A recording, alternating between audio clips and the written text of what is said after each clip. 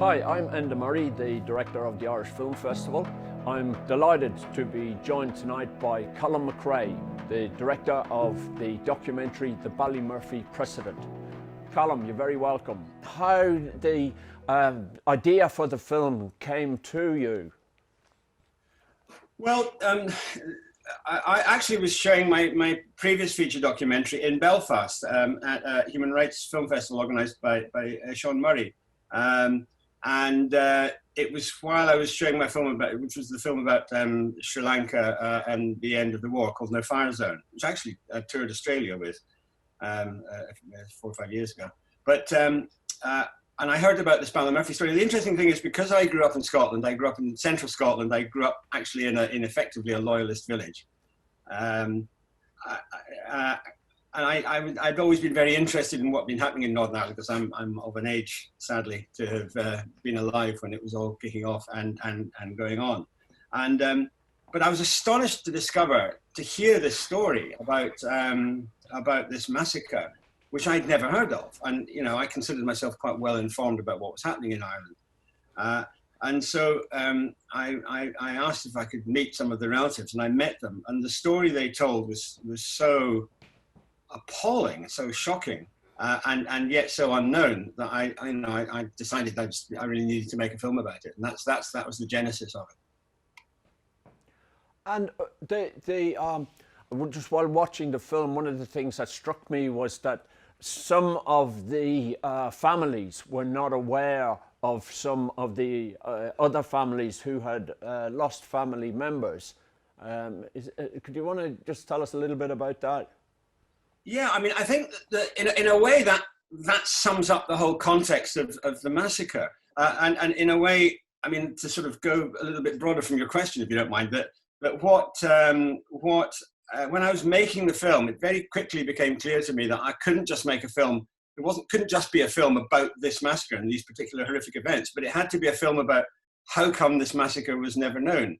And the more I looked into it, and I began to realize that, and particularly when I began to realize that this was the same regiment who 6 months later had committed the massacre at Bloody Sunday, it became clear to me that what I was looking about wasn't just this horrific incident in itself, but also the whole context of the war. And that's why the film kind of evolved into being a film which set the context. Because I think, it's actually a film about how that war started. It's a film about Britain's role, in my view, actually creating and maintaining that war.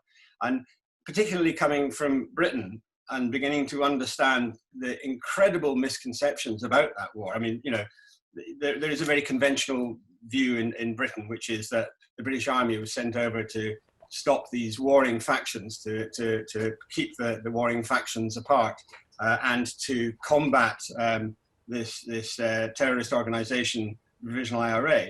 And when you say to people in Britain, actually, do you realize that the Provisional IRA didn't exist until after the British Army went in? And did you realize the role that the British Army played in massacring innocent people in Ballymurphy, which was in a sense a dry run, I do believe, for what happened on Bloody Sunday 6 months later. The levels of sort of ignorance and misunderstanding about what happened in Ireland are so profound. People are really taken aback. And part of the reason for that, on a very obvious level, is that the events weren't filmed, unlike Bloody Sunday. But also that such was the level of repression and fear, I'm coming back to answer your question, in Ireland at the time, that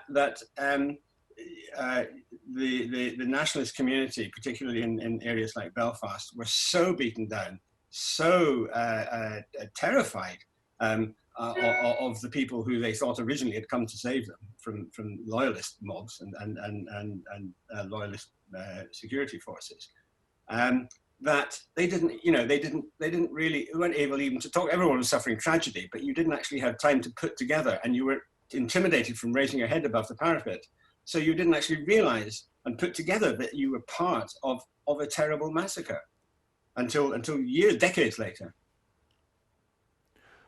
I was going to ask, you mentioned Sean Murray, and Sean Murray made the Unquiet Graves film. And I was going to ask you whether you were aware of the furore that has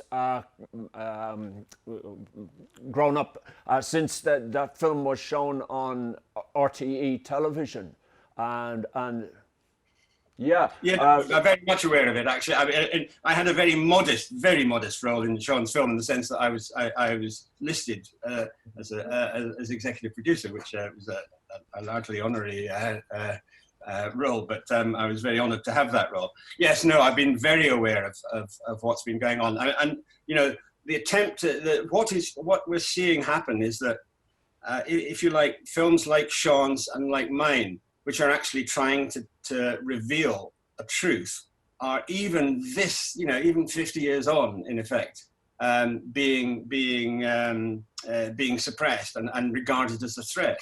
And I think, in a way, you can sum it up if you look at the Bloody Sunday inquiry. You know, the biggest, most expensive public inquiry in British history.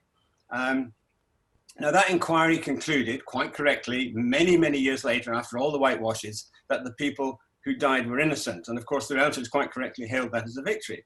But that inquiry also concluded that the British government, the British army, and Stormont, the Northern Irish government, could not have predicted or be held responsible or imagined in any way that Bloody Sunday was going to happen. In other words, it was all down to bad apples. But the only way that they can do that is by pretending that Ballymurphy never happened, and pretending that Ballymurphy, because if you then realize, well, hang on a minute, how can you claim that this could never have been predicted, when actually the regiment that committed Bloody Sunday had 6 months or 5.5 months before committed the massacre at Ballymurphy, and then had been sent to Derry to teach a lesson, in effect, to the nationalists of Derry. And indeed, they did teach that lesson. They taught the same lesson that they taught the people of Ballymurphy. So, and as soon as you realize that, you realize that there was a kind of process going on, and you have to call into question, you know, the whole role of the British Army throughout that period in turning what had started off as a civil rights movement singing "We Shall Overcome" into a war which lasted for 30 years. I'm also reminded of another film which we screened, Sean Murray's film Unquiet Graves, last year, and Sean came to Australia. We also screened the year before No Stone Unturned, the Alex Gibney film, which was produced by Trevor Burney. Do you think, is there a reason why there's a lot of films now which are interrogating those times and those actions? Is there some reason why we're seeing these films now? It's an interesting question. I mean, I think, first of all, the critical thing that has happened, certainly in terms of the Ballymurphy, is the families. The families, the Ballymurphy families, fight to find the truth, is inspiring and brave, and has been the critical event. And of course, you know, I like to think that my film has helped that search for justice. I think that I mean, I suppose the answer is it's about time that some of these films were getting made. I mean, part of the problem, of course, is actually just persuading people to fund them. And you know, it's an irony that when people were trying to tell the truth, you know, 20 years ago or 30 years ago, they were just, you know, it was possible to dismiss them as being just supporters of terrorism, which of course is a nonsense. So I think that you know, maybe, I think in a sense the key thing about the timing is that it's only just in time, because of course what the British government and the Ministry of Defence and all the rest of it are hoping is that these people will quietly die, literally, of old age, go to the grave with their grievances unsatisfied. And I think that there's this sense that, and I mean, we are still seeing incredible attempts to suppress this, even this far later. So, you know, I suppose my response is, It's difficult to, it's kind of understandable that it's taken this time, but it's all the more important that we do get to the truth now. And films like Alex's film and Trevor's film and Sean's film and my film, I think are, you know, it's kind of the last minute, but we really have to push this, because if this truth isn't established, then the kind of appalling things which were done in the, by the British Army and the British government will be done again. I'm not sure whether you'd be comfortable in talking about it, but for us over here, we're a long way away from Northern Ireland, and we've been seeing things like Brexit, which and then more recently Boris Johnson's attempts to introduce laws, or you know, which are going to possibly undermine the peace agreement in terms of. So, would you be able to bring us up to date with kind of your view of you know, where is Northern Ireland and the peace process now? I think the peace process is at risk, and I think that I think that, you know, deals over Brexit, political accommodations with loyalists, with unionist politicians in the north. I think that the whole process of trying to grant impunity to soldiers responsible for committing murders, there's a whole slew of things going on, which are very dangerous attempts to rewrite history. And I think that, in a sense, although our films are all rather late in a sense, they are a very important part of trying to prevent that happening.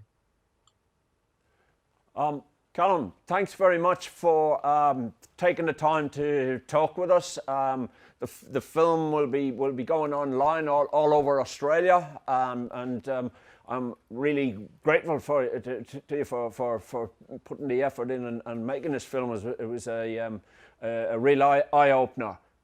So thanks very much for your great work, and yeah, wish you all the best. Thank you very much. Thank you very much for showing it. Cheers. All the best. Bye-bye. Bye.